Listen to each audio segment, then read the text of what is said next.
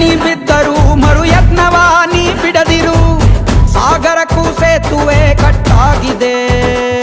ಇತಿಹಾಸವು ಬರೆಯುವ ಕಿಚ್ಚಿರಲಿ, ನೋವನ್ನು ತಡೆಯುವ ಹುಚ್ಚಿರಲಿ, ಭೂಮಿಯ ತಾಳ್ಮೆಯು ನಿನಗಿರಲಿ.